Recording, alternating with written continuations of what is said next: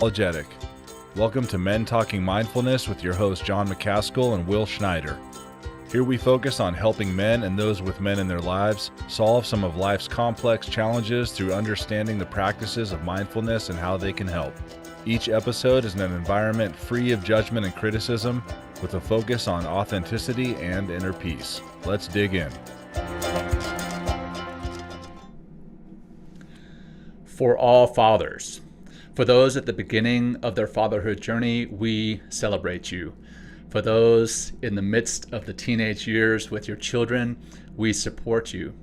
For those who yearn to be fathers and walk the hard path of infertility, we walk with you. For those who are foster, mentor, or spiritual fathers, we need you.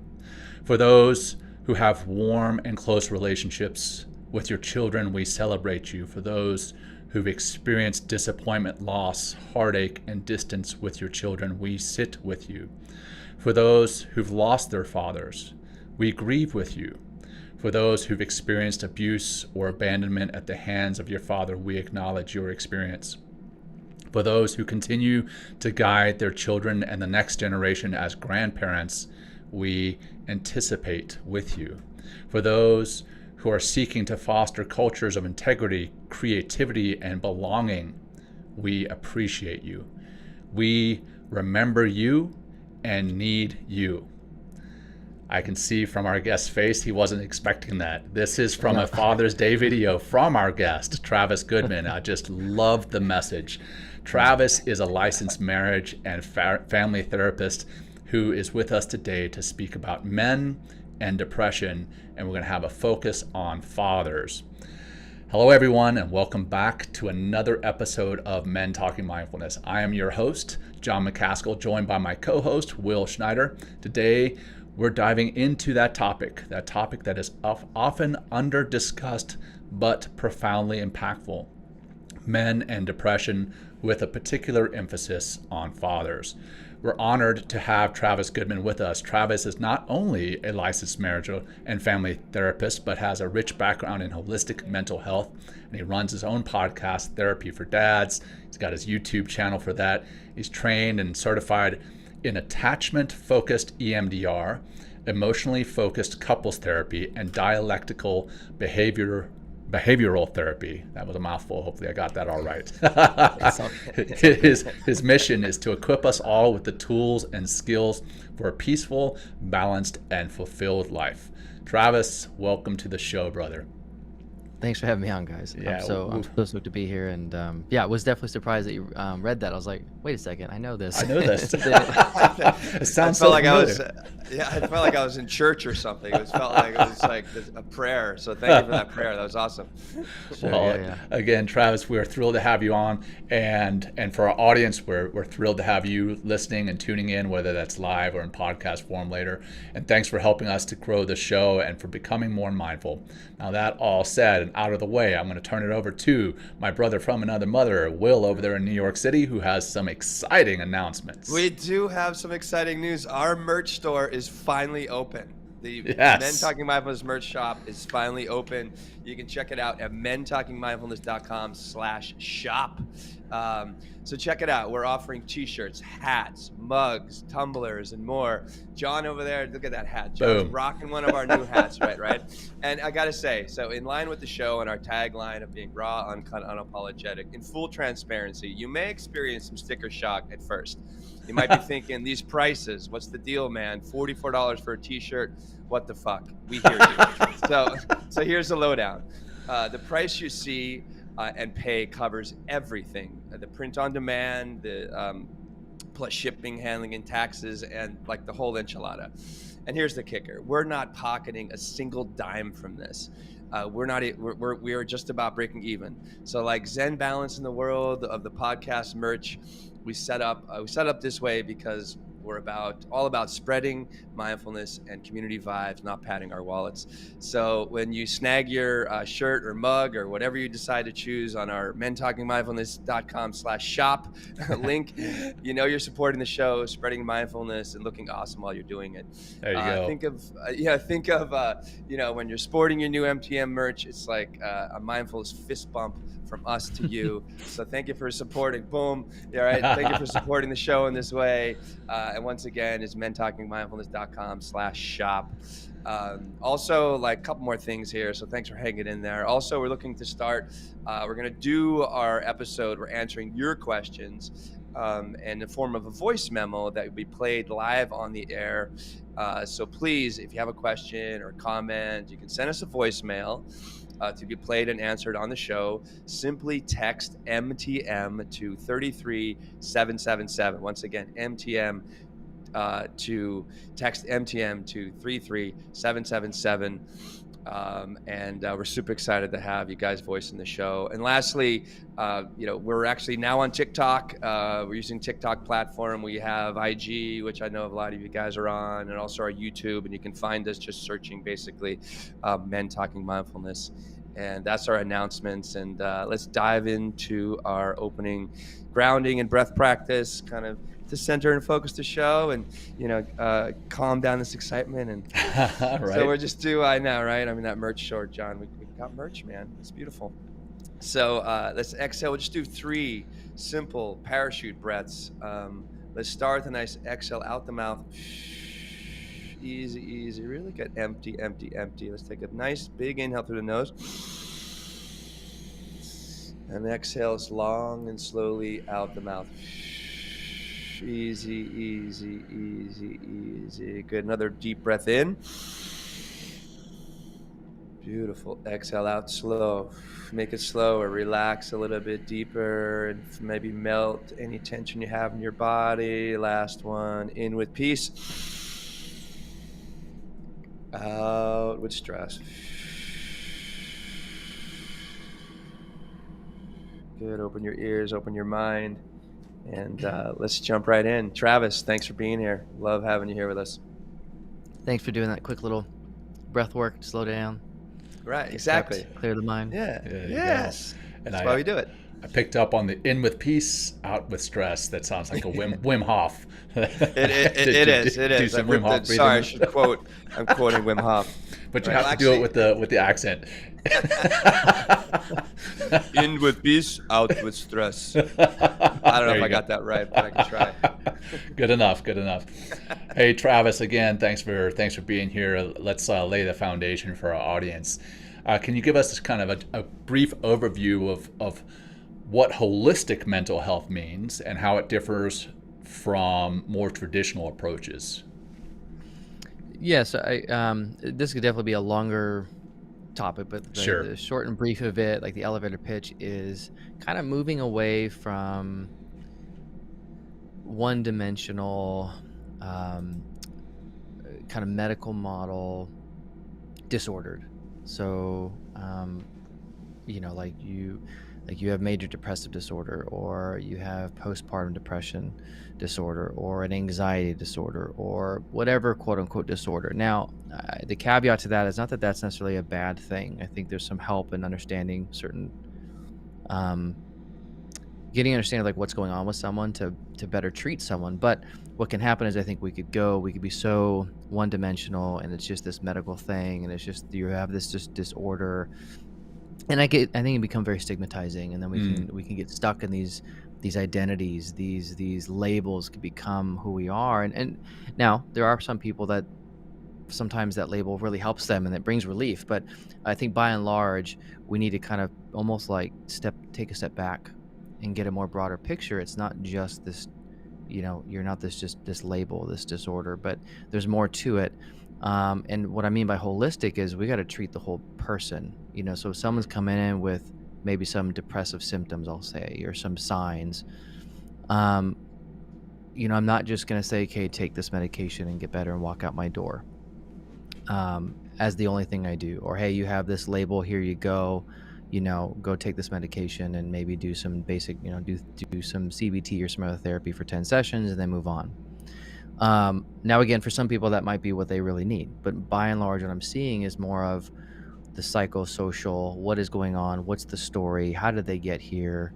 Who are they? Who is the person in front of me? And so that's what I mean by holistic. Holistic is the entirety of who they are, their past, their present, their future, their family history.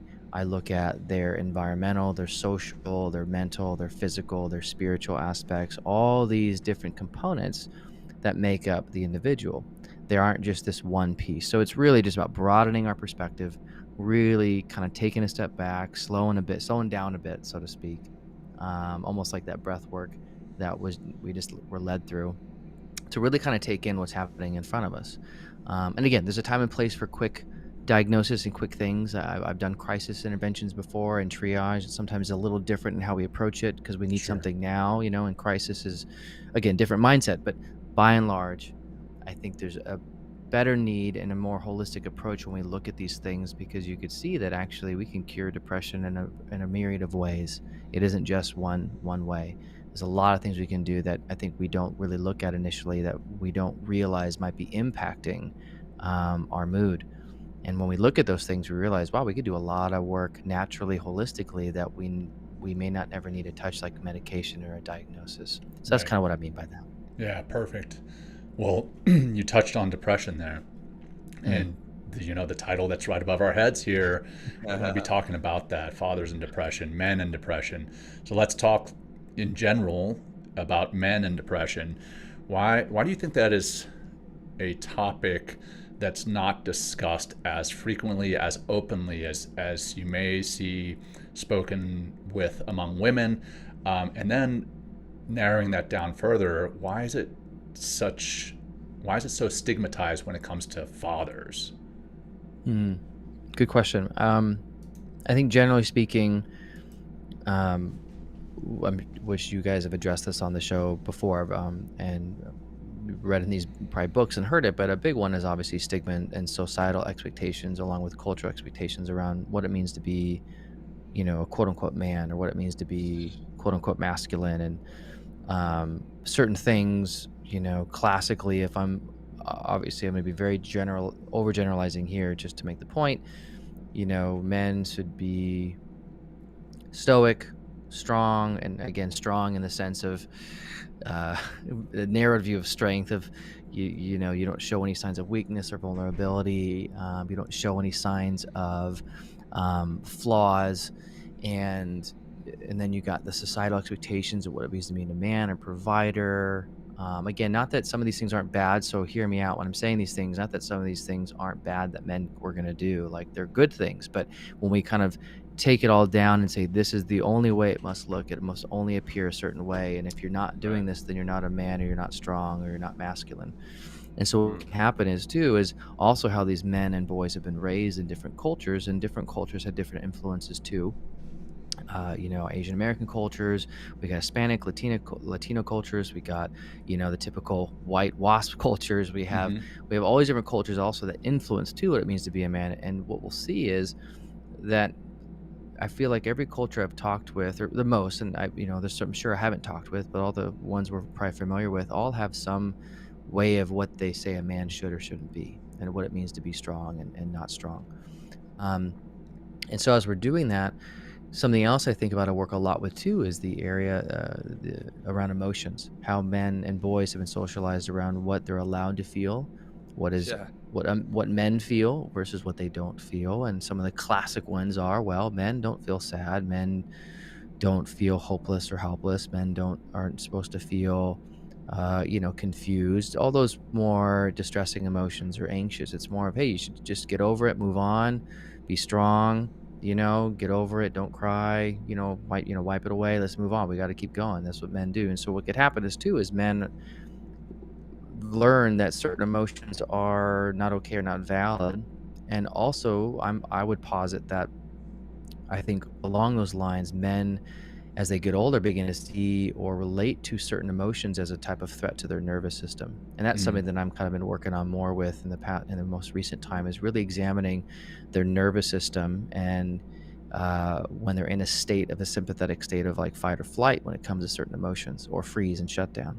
So when I think of a lot of men I work with, feeling sad or anxious or stressed, is they go into their own fight, flight, freeze, fawn response of trying to navigate it, because those are threats to their system, because they're not supposed to feel these things. They're supposed to feel a different way. And so when these emotions come, they'll get aggressive, they can get defensive, they can numb out and shut down. So they find ways to deal with these emotions, and often in ways that are more harming and damaging in the long term, and often unproductive.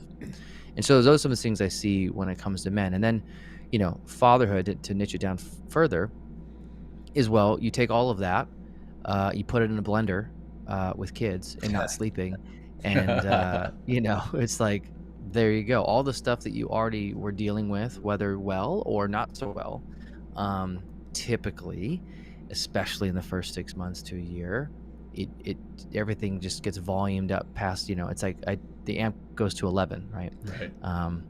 And so, Spinal Tap reference, you haven't seen it.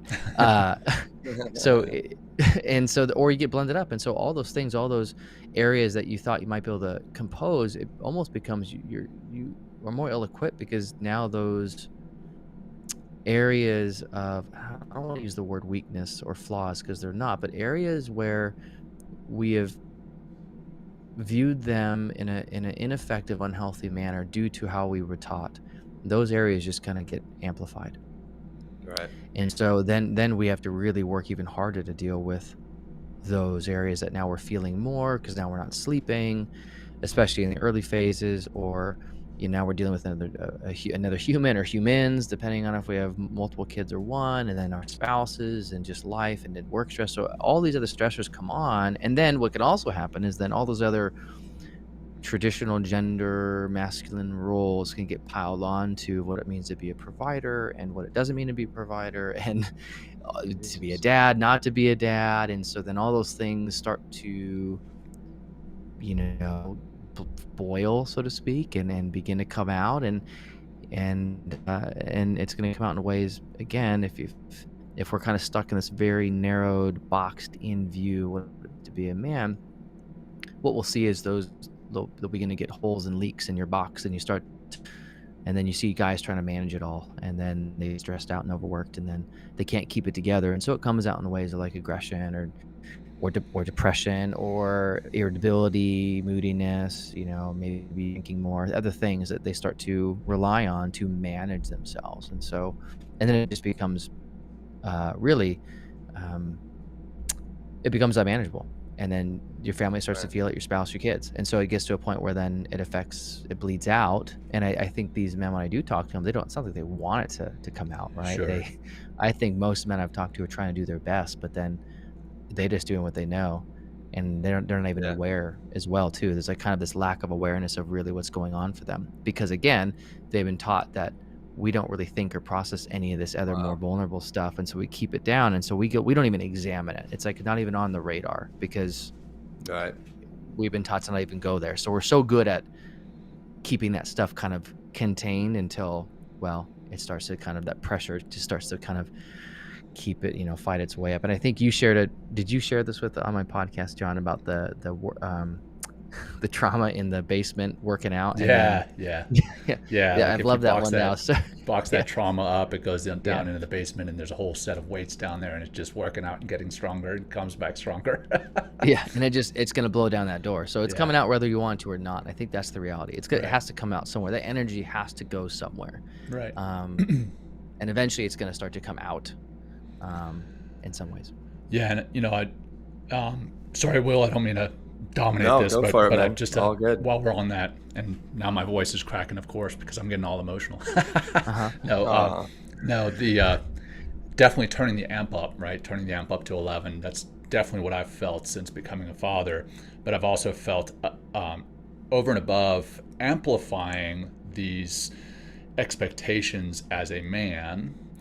There's also additional feelings that I didn't have before, like shame about even feeling a depression, sadness, any type of vulnerability, because I am the father in the household. And I grew up, one of 5 children. I've got 3 older sisters and a younger brother.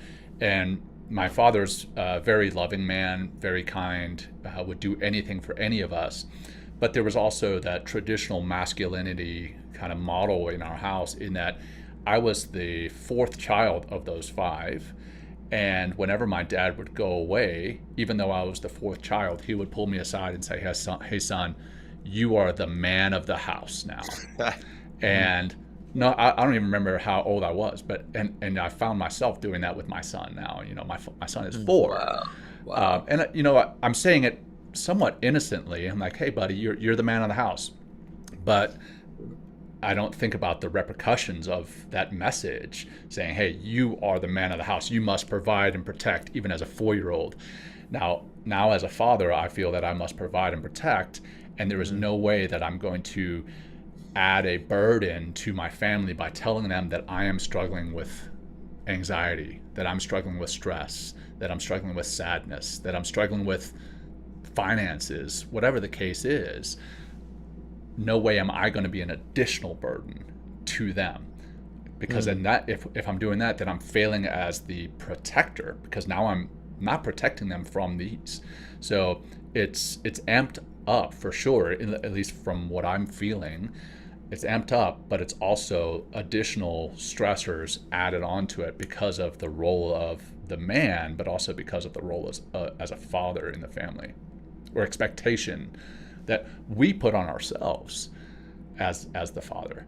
Quite often those expectations aren't even necessarily the full expectation. Sure, they might be part, but we put those on ourselves quite often. Sorry, Will, Yeah, and I see just that. want to get that. I definitely see that for sure too. Is that those other expectations come in, and those, I think, just again add more pressure to what's already underneath the surface.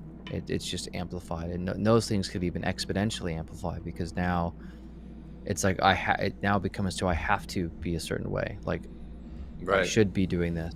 Those shoulds and have tos get even bigger and louder often. Should all over because myself. of what? Yeah, Yeah, we should. right. We do. We should all over stuff, and that, as we know, that doesn't smell very good. But Yeah.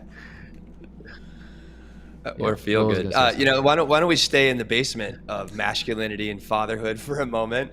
And you know, from your experience working with all these different men and all these different fathers, like if someone's coming to you fresh and you're getting in to know them a little bit better and working with them, it's like, what are some of the typical like coping mechanisms that you implore to, you know, kind of eradicate or at least suppress some of this depression that they're experiencing? Yeah, I'd say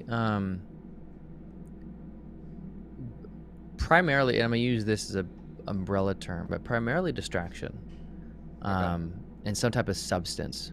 So substance and distraction. So, and substance really is a distraction.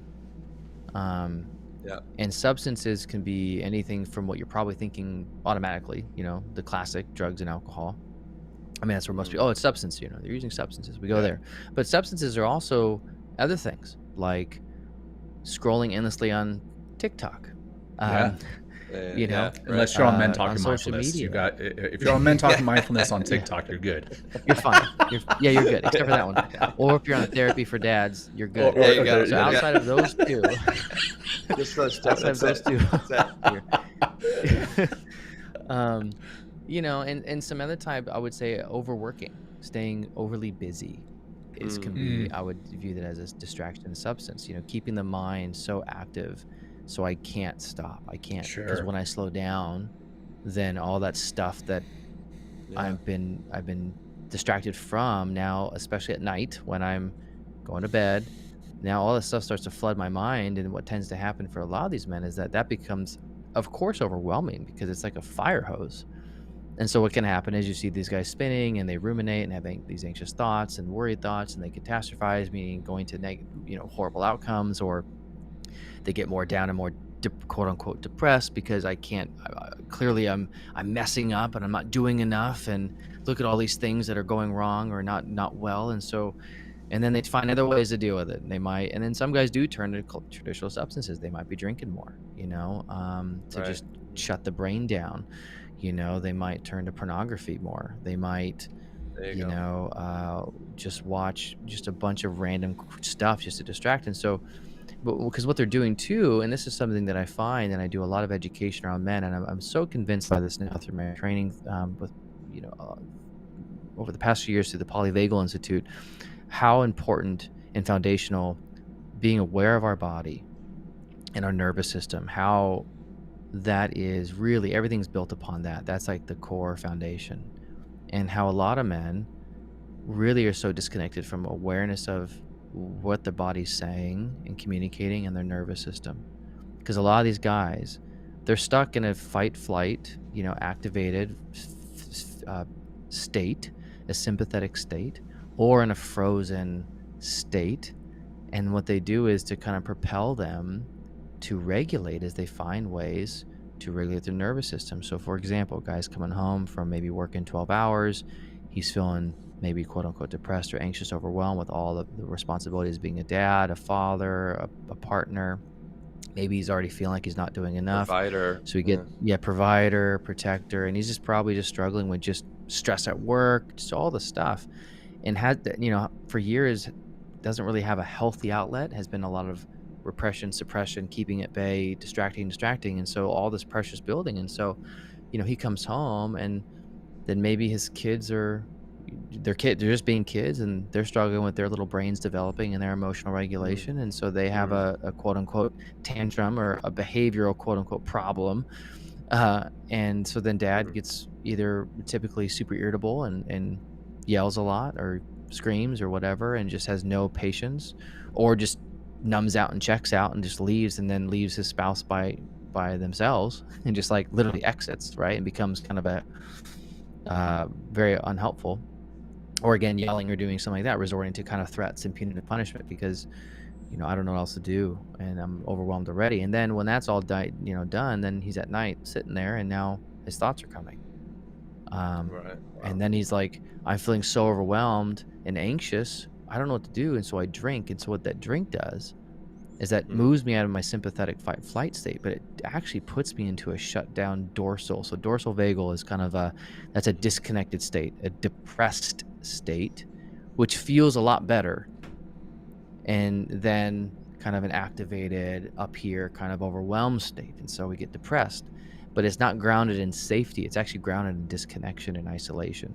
And so that can then propel that kind of depression, and you get more depressed, more isolated, and then you get more disconnected. And I don't talk to my spouse because why would I burden her?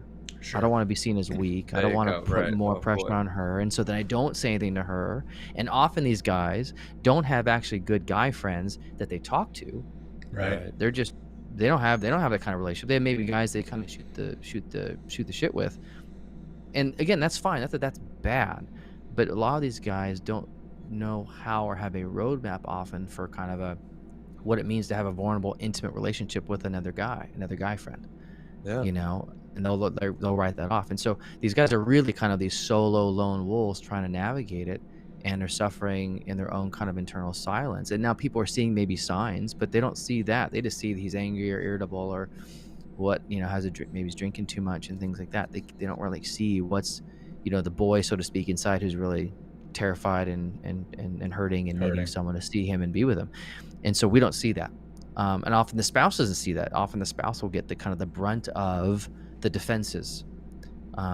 And then they often react too out of their own survival state because they're trying to survive too, right? And so it creates this tension and everything else. And so it just creates this problem.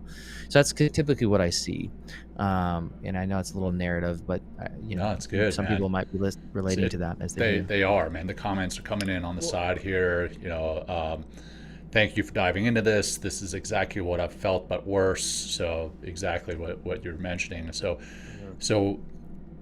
as men, what we're seeing is that we're ill-equipped to properly handle some of these emotions that we may experience.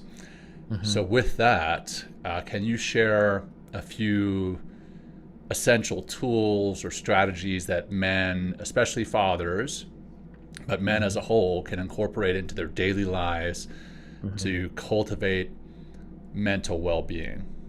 Yeah. And this is going to be generalized. Typically, if I'm working with someone, it's going to be more specific to their journey, their story. So So in that sense, I gotta generalize it here. But something else I want to say real quick. Another big thing I see is fear. Fear is the big driver of all this. I think fear is kind of, that's what shame is, right? Not enough.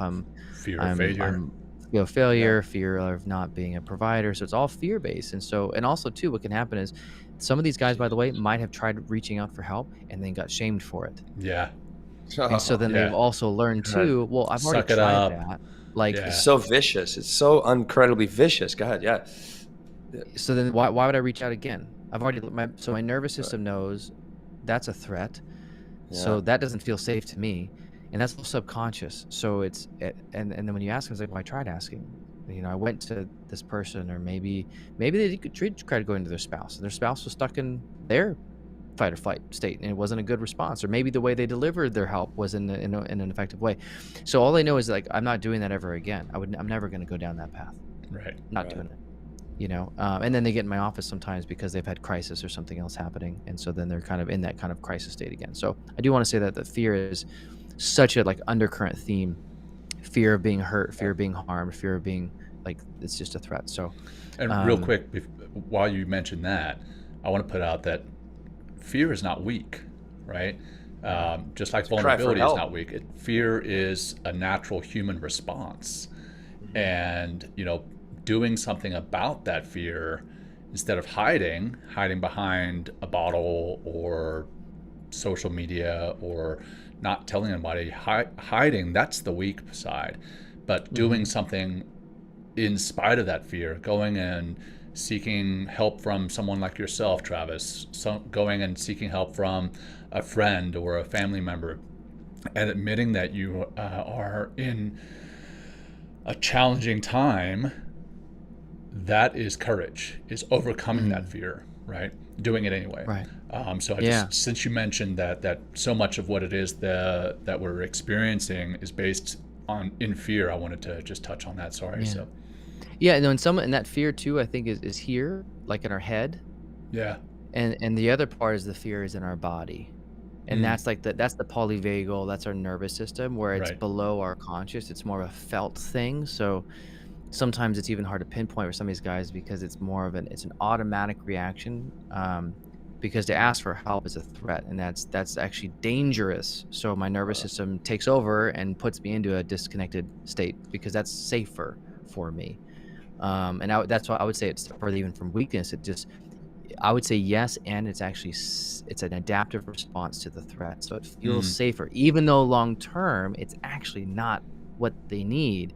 But in terms of the nervous system and the brain, is that feels safer to do this than to actually try and risk the courage, so to speak, of harm again. And that's, I think, a big part of it too. Right. And you were going to dive into some of the essential tools and strategies before I interrupted. No, I mean, I interrupted myself because I wanted to add that in too. Thanks so much to say. I love it, Travis. Well, Thank you. And that's the problem is you start talking about these things and you know, it's like you're like, well, and then there's this, and then there's this, and then there's this, because it's not just a simple answer. Right. And you're not to talk about it. Right. So some things I do. Well, first and foremost, I need to understand who they are. I need to know their story. I need to know all the way back to, I know classic stuff, but I need to know their childhood. I need to know where it began and the relationship. What was the model of emotions in the home? What was the model of conflict in their home? You know, what was the relationship like with their father, with their mother? Why are those things important, Travis? Like, just to kind of break it down a little bit more, why are those things important?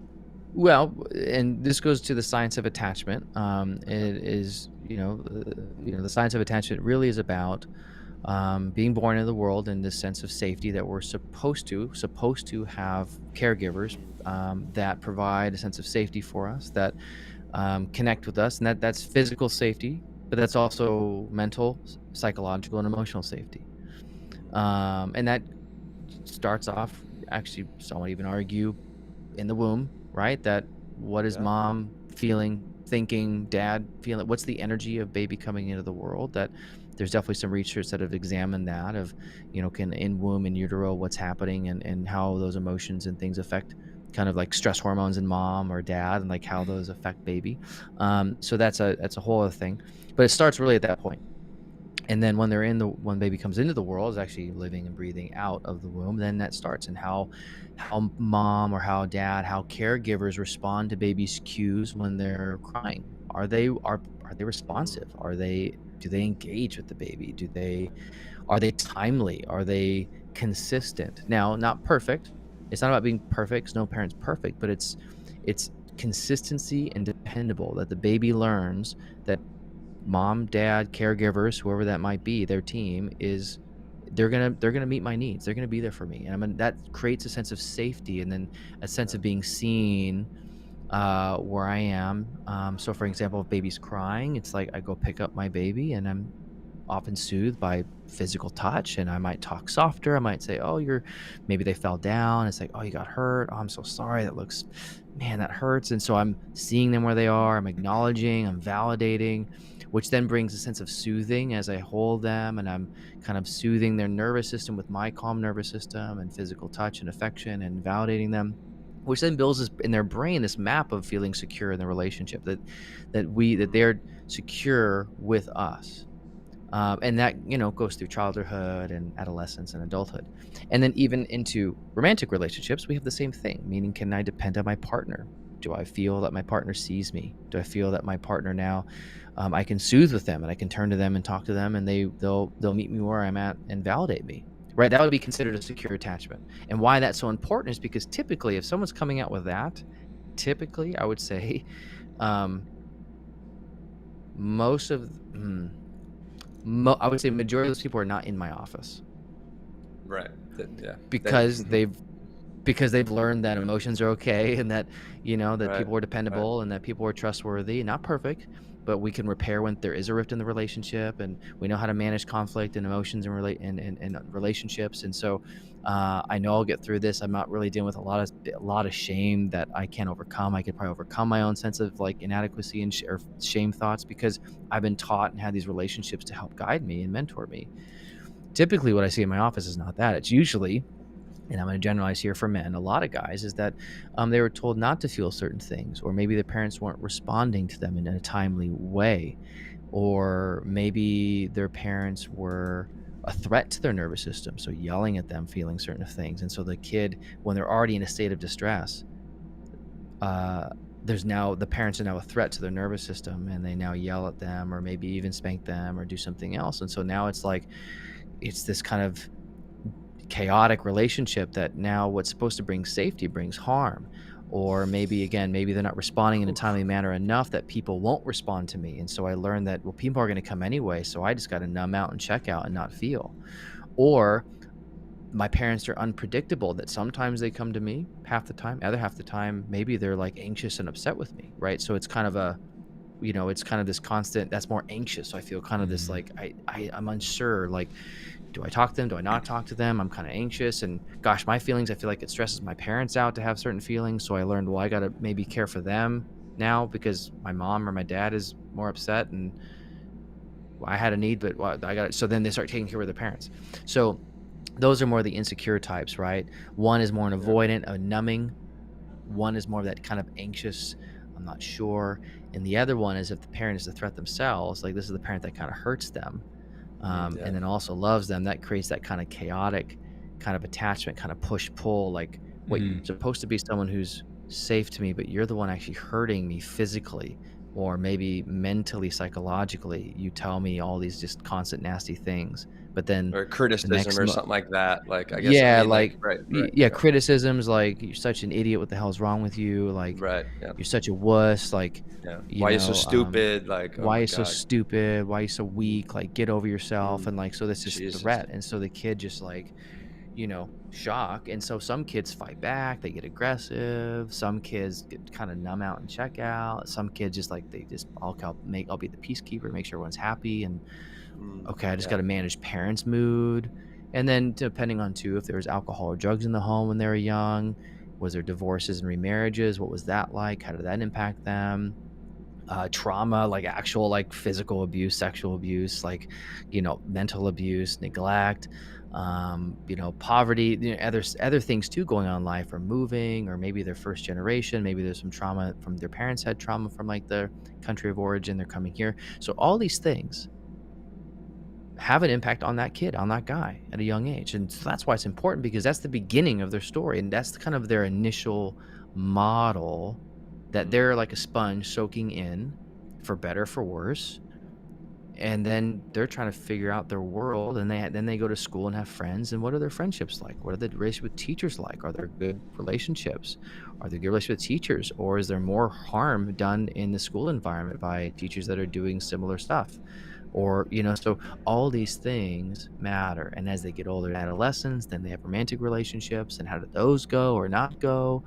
And then how do they cope? Because often these guys too, they're coping with some type of distraction, getting pornography, dabbling with drugs and alcohol early on, or they're busying themselves, or they find that, hey, I'm a good student. And here's something too, I'm going to say this, that some guys actually become amazing students because that is safer for them. So they become like 4.0, 4.5 students, and they excel because they can control that, and they're reading and they go into these different worlds because that's safer than actual reality. And so they become really successful people in life and develop a lot of amazing things because that was more safe for them. But maybe relationally they might struggle now as adults because I don't really know what to do in intimate relationships. So I might have multiple marriages or in and out of things, so you see it starts to spread. So it's so important because that is the foundation. And then from there I start to build. And then what I do is I come to the present and I say, okay, what do you do now with stress? I got to assess, like, what do you do now? Like, how are you sleeping? What are you eating? Do you have any type of movement in your life? When you come home, what do you do typically on a day when you're, want to de-stress? And typically I'm hearing things like, TV, all this other stuff. So I start just to do basic stuff. Like I look at their nighttime and morning routine. I need to examine that. What is your night and morning routine? What do you do? And start to build in, I would say, more effective, holistic, healthy beginning. So for example, in the morning, it's like, don't get on your phone right away.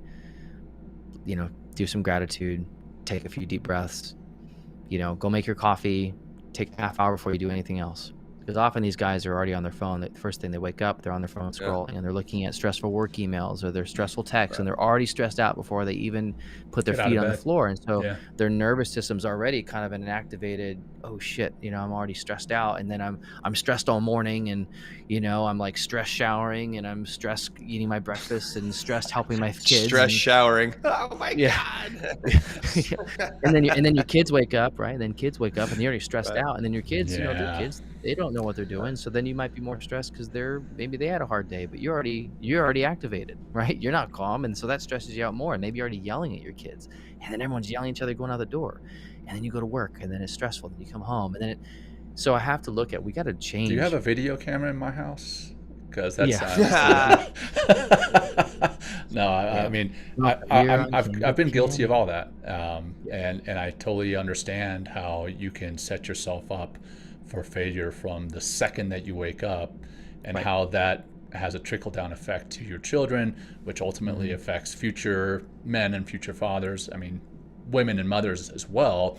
But 100%. This discussion is specifically about men and fathers. So, I've got a little boy who, if I get up and I've been checking my email and my social media and I'm trying to respond to things, and then he gets up and now I haven't had a chance to properly respond to these emails. Now I'm stressed. I'm like, oh, I didn't answer Will, right? About some text message. I don't know. I'm just saying that as an example. And then my little boy wakes up earlier than I had anticipated him waking up. Now I see him and his presence as a threat, even. Yep.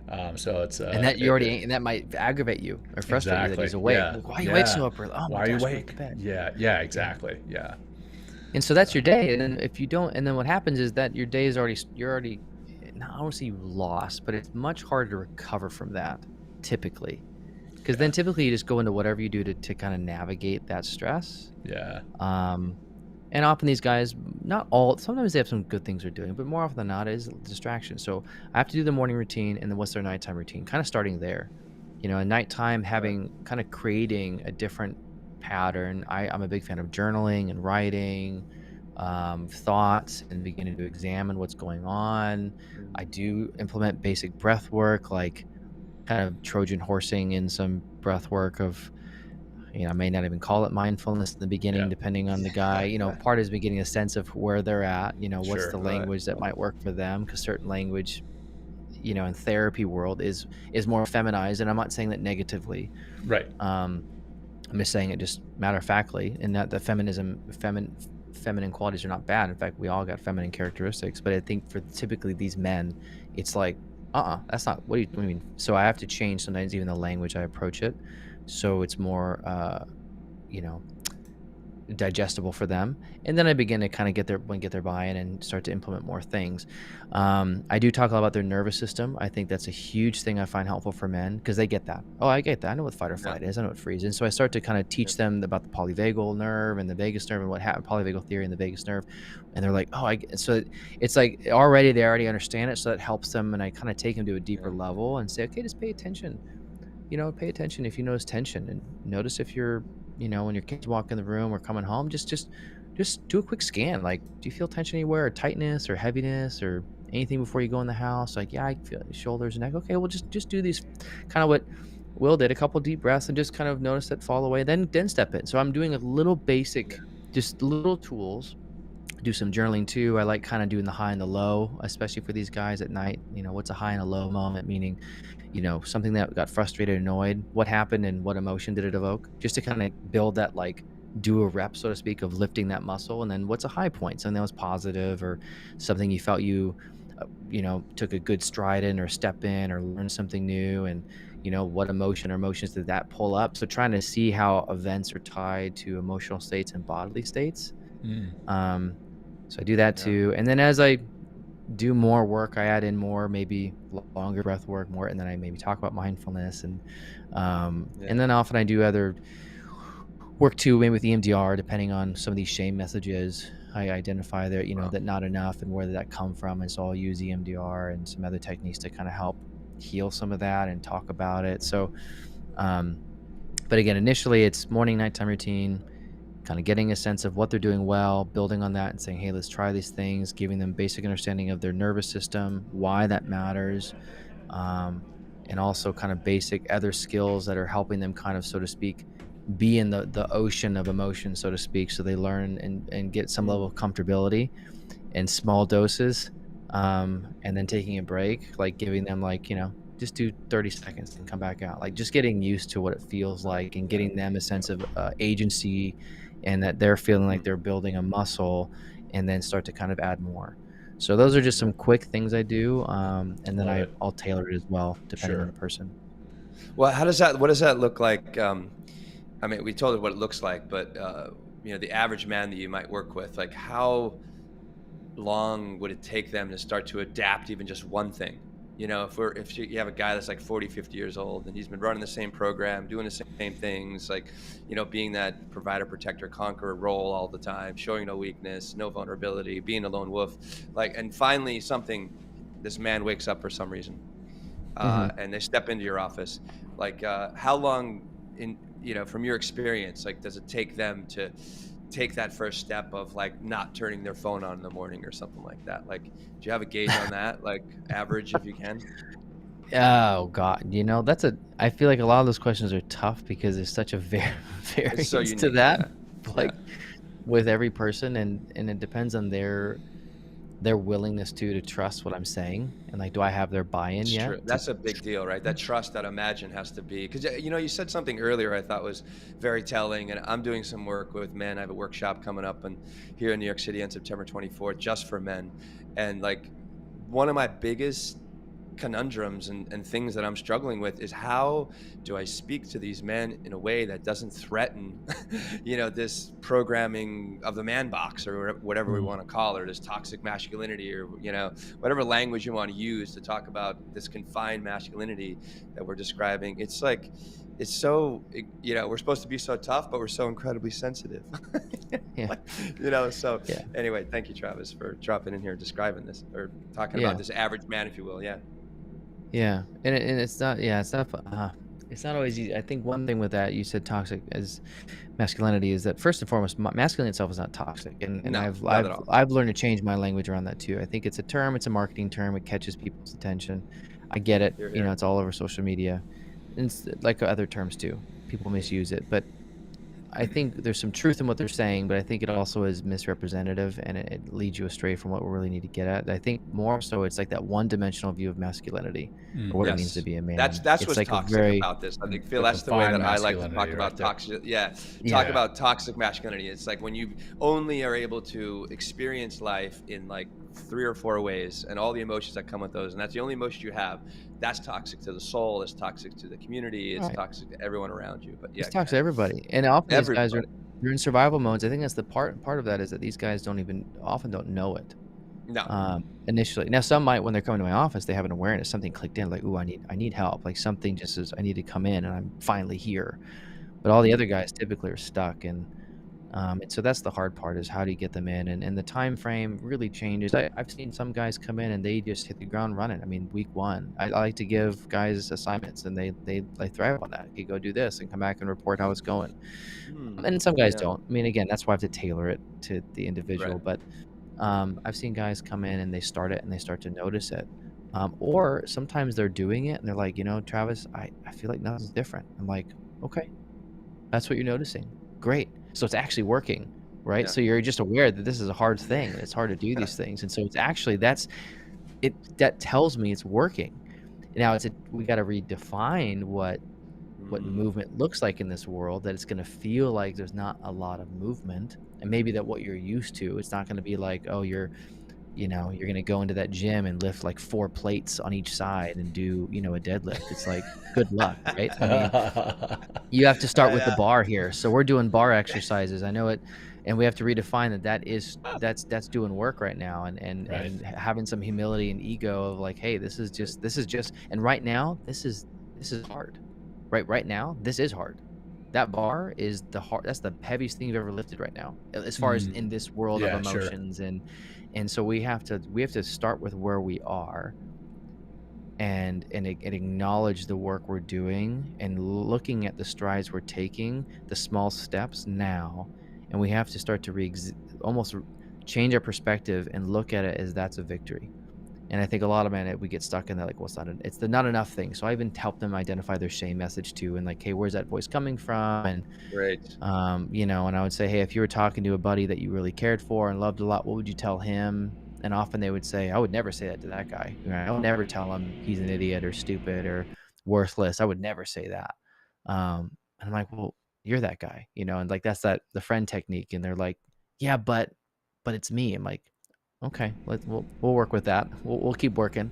You have the yeah, but Yeah. but and so it's little by little, and some guys do take longer. Again, it's I had one guy I'm thinking of it's a combination of some, but it took a good 6 months of really doing a lot of work.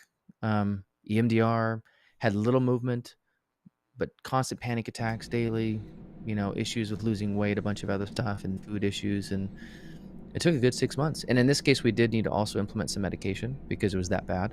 And so we needed some other kind of, boost of, neurochemicals and things like that to help shift on top of the work. But this was a guy who was desperate, and he did the work every day. But it wasn't like within week one, he's like, my life has changed. No, we did weekly, hard, like intense, I guess it's like doing buds, but for the mind, right? Buds training, but for the mind. And we were doing it, like really, really doing it. And now, I mean, gosh, like we worked really hard for 6 months, and then at 6 months, it's like really things it was a huge, like all of a sudden increase. And then we started just kind of riding that wave, so to speak. Nice. And things really started to shift, and we started doing more deeper work, but then he felt a difference. But it was like a good 6 months before there was really any felt difference. But he kept doing it, and that was the key. Like he kept practicing, even though he's like, I don't really feel like it's doing much. I'm like, just, I get it, trust me. And he had that trust, and we just kept going. And now it's like, I don't even see him anymore, which is great. He graduated, and that's one of those amazing things. You get to see someone, their whole life is different and better and changed, and they're doing their thing, and they're flying, so to speak, on their own. Which is such an amazing thing to do and to be part of as a therapist, is to see that happen and be like, yeah. And now he's like, yeah, you're right, it was hard, but I'm glad I stuck to it. Like now I'm like, go share your story with other guys, other friends that because your story is now going to impact them better than I can impact them, because they're going to see the difference in your life. And that's the beauty of this, is that they get to now impact their families, their friends, their work, a whole area of influence that I would never be able to touch. which is the coolest part of this process. Well, like, was this guy a father? That you're talking about? Yeah. So what was that experience like with his kids then? Like, how has his relationship changed, if you have any specifics about that? Yeah, I mean, generally speaking, he definitely would have reported that it's actually significantly better. I think a big drive for him was his relationship with his kid is a big reason why he came in. I think that kept him going when it was really dark for a while. It was like that was the light, so to speak, that he clung to, of like, this is why I'm doing it, is for my kid. And it definitely, the relationship changed too, obviously, as he got healthier. The relationship blossomed more because he realized, in a way, unintentionally, just from his own stress and stuff, was just missing the mark quite a bit with his kid, and more easily frustrated and annoyed, and just the relationship just at times would have more distress between it. And now, obviously, as we got better, night and day difference, more time and enjoyable time, and with the spouse too. So he was noticing it with the whole family. And now very different, more peace, more calm, more connection, more relationship. And then it's funny, his focus shifted too. His focus was more on his work initially, of the provider. I got to do more and make more. And it shifted, and I didn't even tell him to do this. It just kind of naturally, one day he just said, something shifted in me that, yeah, that's important. But he's like, actually, what I'm realizing more and more, that I've been trying to chase this thing, is trying to fix everything else. I'm realizing that actually got me worse off.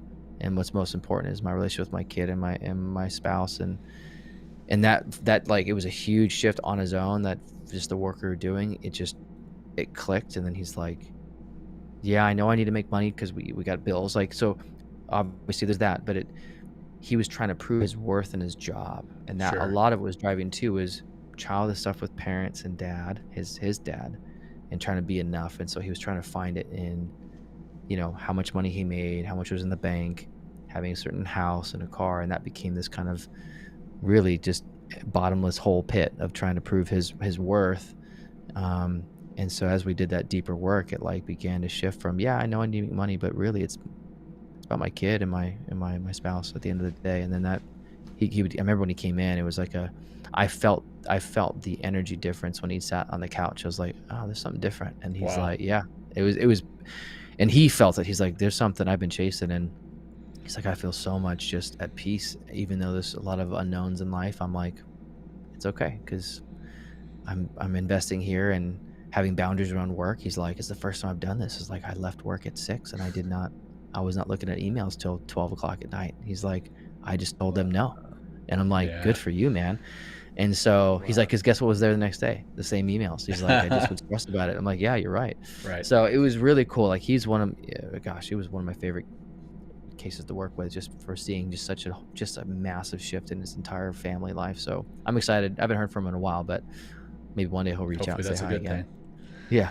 Yeah. I mean, that shift that you just mentioned, that's tied very closely to an episode that we recently did with Michael E. Long, one of the co-authors of The Molecule of More, all about dopamine, and how dopamine can be good and that it drives us to continually progress, but we can get addicted to it and we never reach that point of enough, because we're constantly looking for more and more and more, no matter whether you have, the nice truck, the nice home. If you have that nice truck, now you're going to be looking for a Lamborghini. If you have a nice home, you're going to be looking for a castle. If you have a castle, you're going to be looking for a castle on the moon. And it's just continually getting more and more. And with that, we never reach that enough state, right?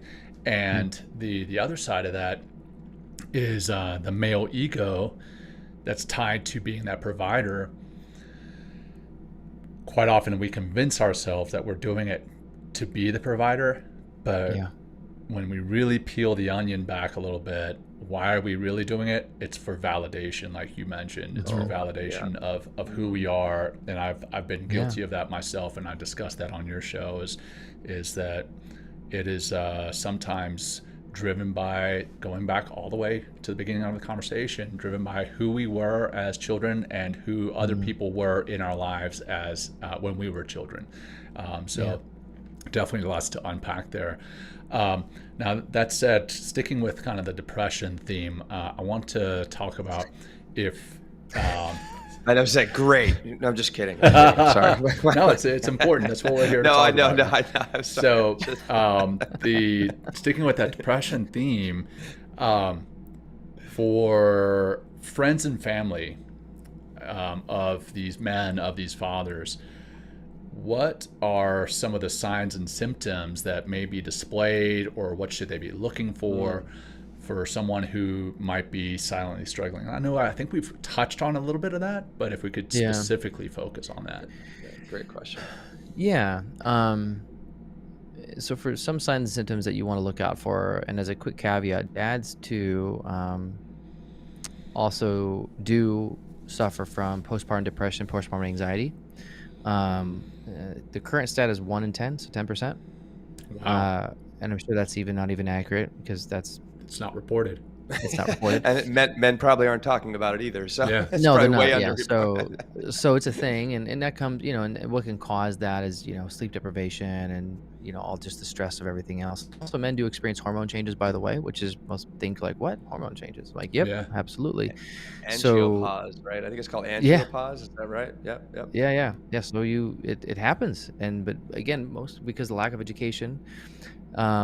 And so just to say that's a real thing that men do face, just like women, and it's more prevalent than we think. Even for women, it's actually much higher.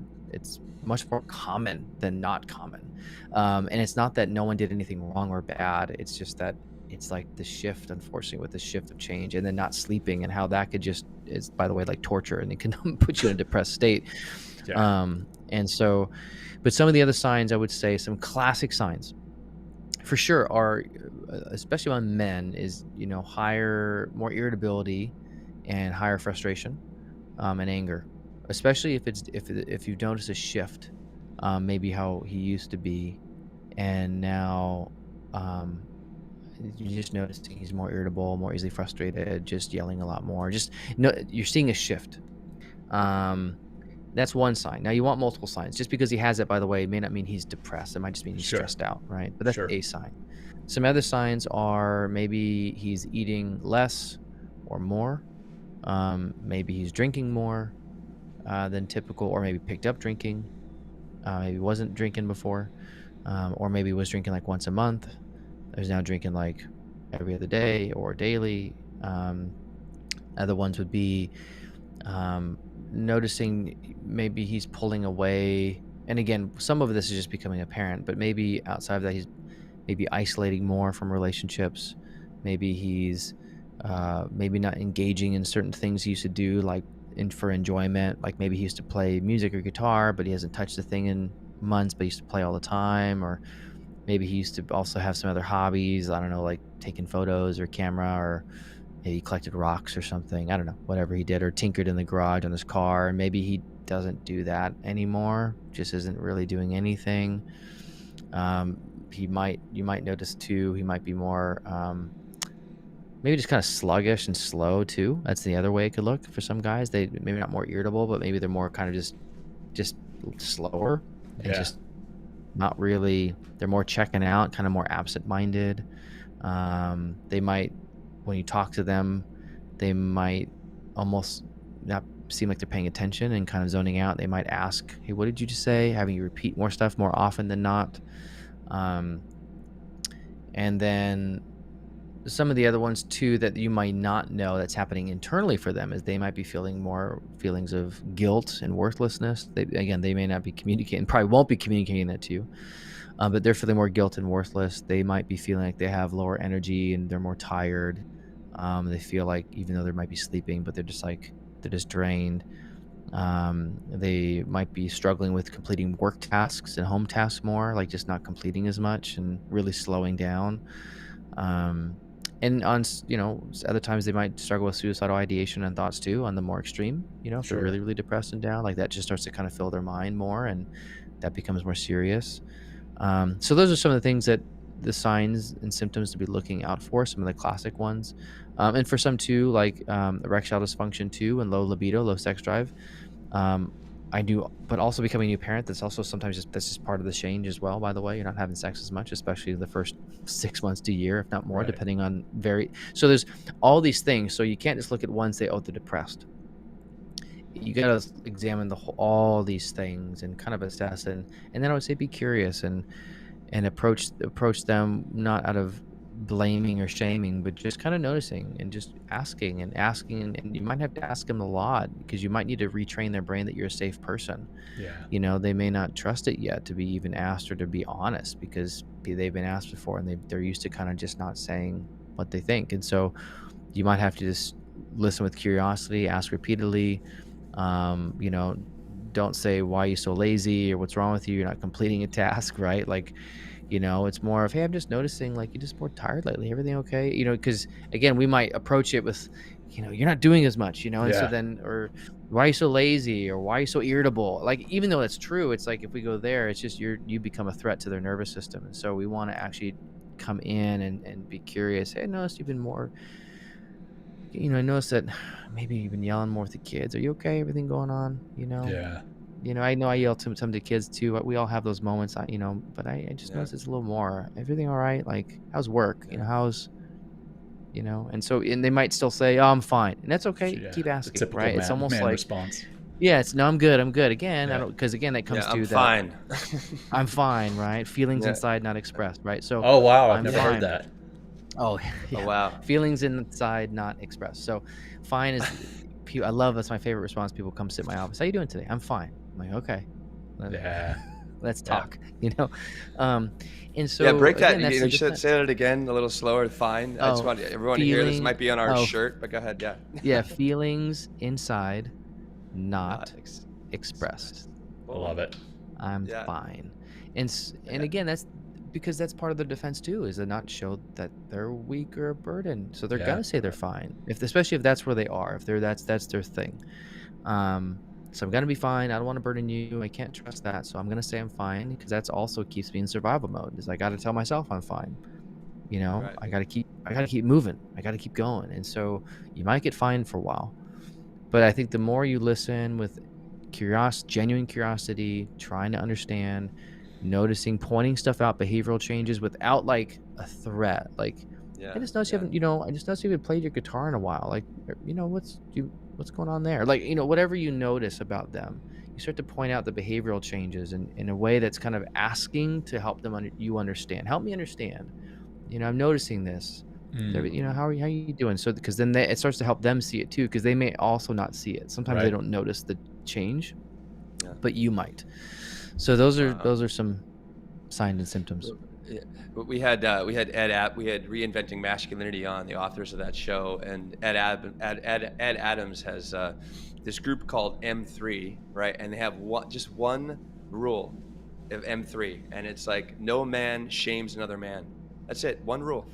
And just through that, I mean, so it reminds you what you're talking about, right? So if you're gonna approach somebody be like, dude, why are you being so fucking lazy? It's like, what do you expect my reaction to be, right? Or why, versus like, hey, like you said, approaching them like in a kind, compassionate way, and just trying to, get on the inside a little bit, and see them, as a loving human being that needs help, instead of like looking at them as a problem and shaming them.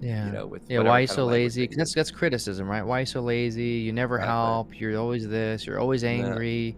Well, there might be truth to that. That's just that's not meeting where they are. And I'd refer to, like, what if someone came to you that way, like you said? What if they? Is that actually a question, or is that like they just shot you like with an arrow? Like, like the Gottmans talk about this, right? They would call it a harsh startup. The Gottmans, 50 years of research on couples therapy, that's a harsh startup. That's criticism. That's going to put you into the 4 horsemen of the apocalypse, right? Which I'm going to defend myself, I'm going to numb out. And so you want to do a soft startup. Hey, what's going on? Help me understand. I've noticed this.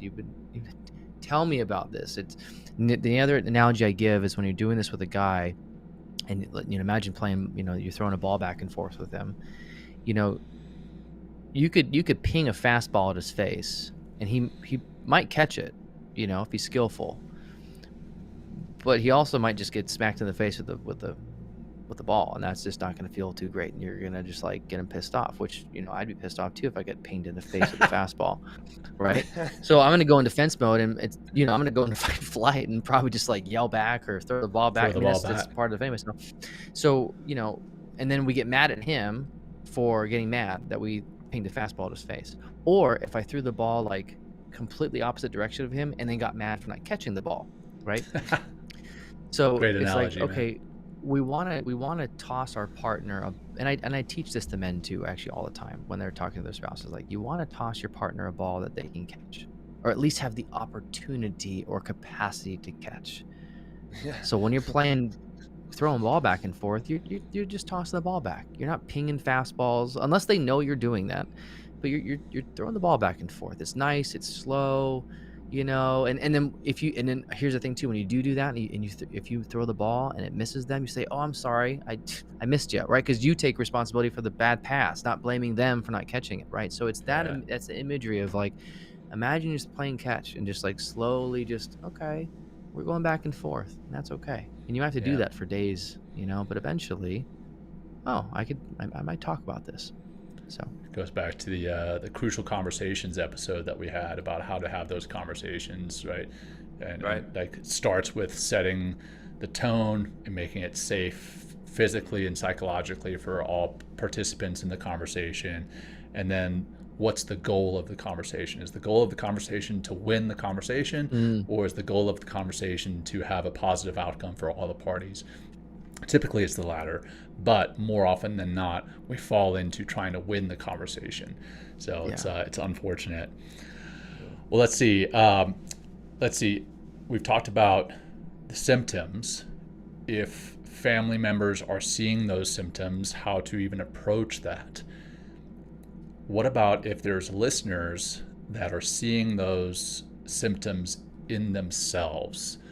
What would you recommend for them as the first step in addressing those feelings and seeking support?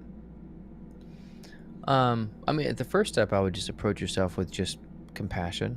Love it. Not that you're broken or flawed or, not enough. All those shame messages that might be flooding you, or failure, or all those things that come in, because typically when we're there, we tend to get this hypercriticism and kind of internal critic that just beats us up. And so first I would start to change that and approach it with, genuine empathy and curiosity of like, wow, okay, this is kind of you. And okay, take it as a sign, not as a bad thing, but as an opportunity to say, okay, wow, I'm having some language now that's clicking with me and starting to make sense to what I've been experiencing. And the reality is there's help for this. Now, it may require a therapist. It may not. It might, depending on where you are. It might mean you have someone you can talk to. But I know that some of you may not have that. And so sometimes a therapist for some people is the first person they can actually talk to that listens to them with genuine empathy and validates them. Because a lot of people I've talked with, their family, you think turn to your family, like, no, sometimes family is the threat. Sometimes that's where the abuse is. And so I'm not, I'm not going to turn to them. And so in some cases, like they don't really have anyone that they know they can turn to, because that's where all their trauma and pain came from. And so sometimes that therapist or like a coach or something, maybe you have a teacher. Some people have like a boss that they feel safe with. It just depends on the person, but you got to start with curiosity, genuine empathy and compassion for yourself. Know that there's help. Know that this is something that's fixable and healable. Know that there's different paths to get help in this, whether it's with a clinician.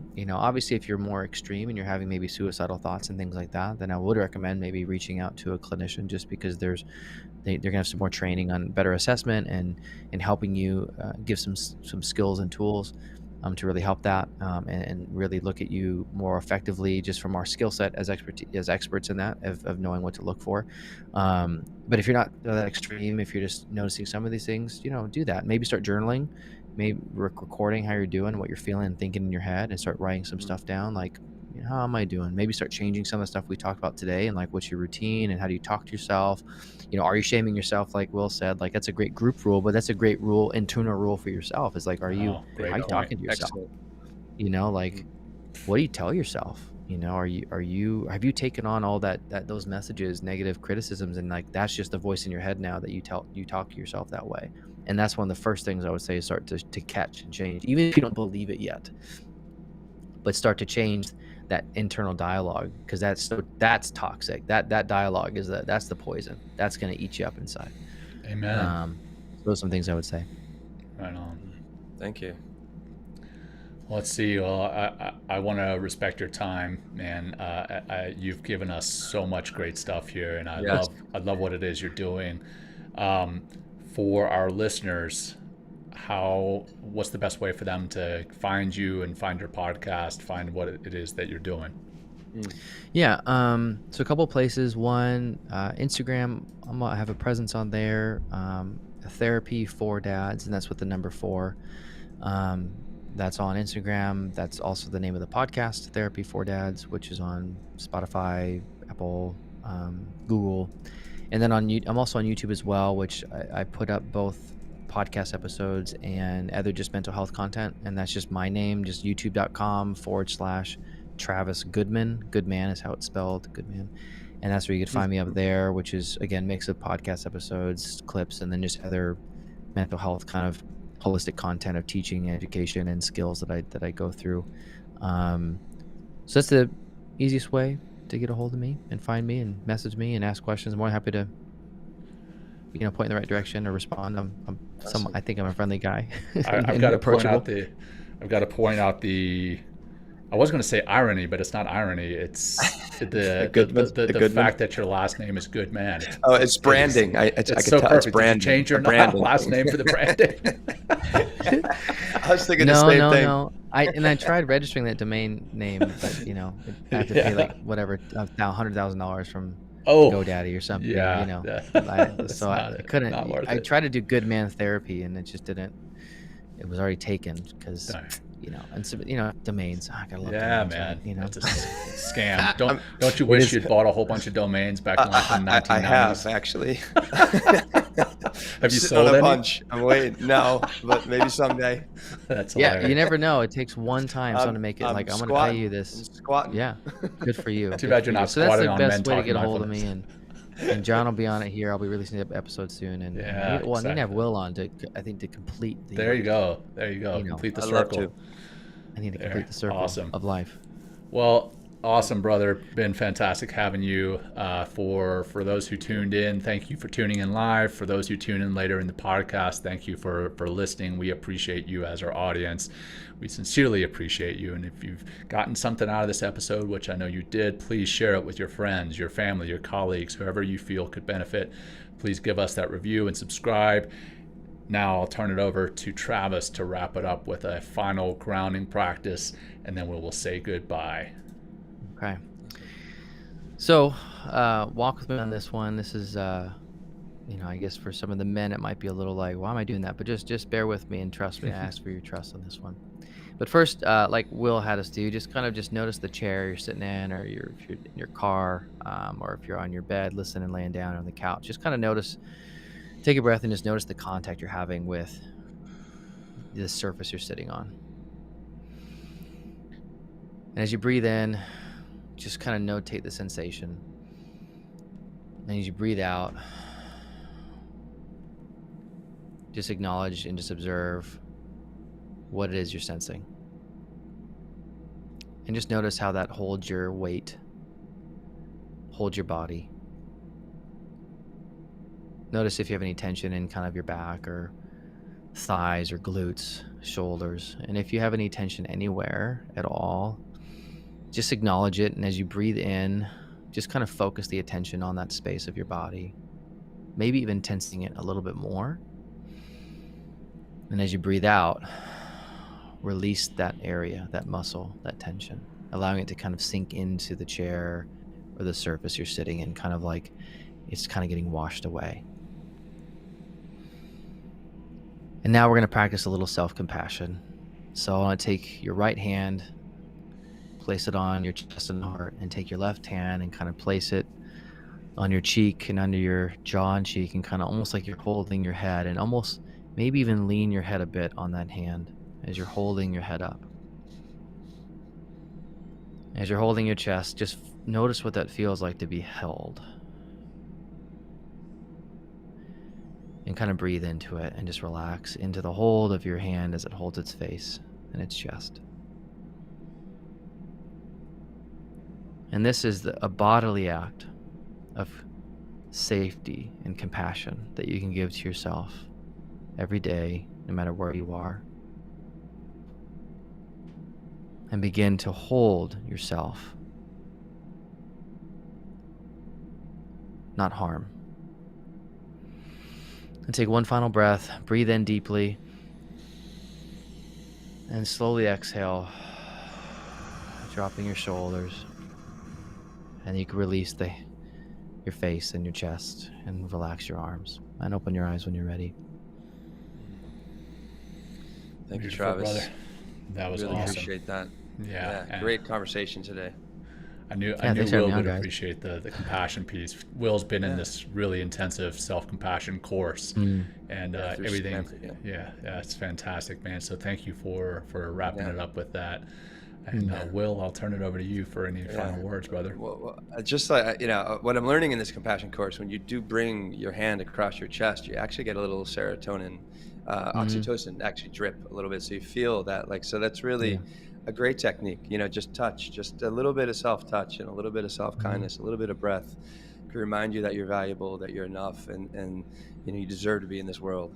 I teased a little earlier, I have this workshop coming up here in the city on September 24th in New York City. It's in person. It's called the Betterment Project. If you want to learn more about that, you can just head over to my Instagram, and my handle's at Will Not Fear, WILLNOTFEAR.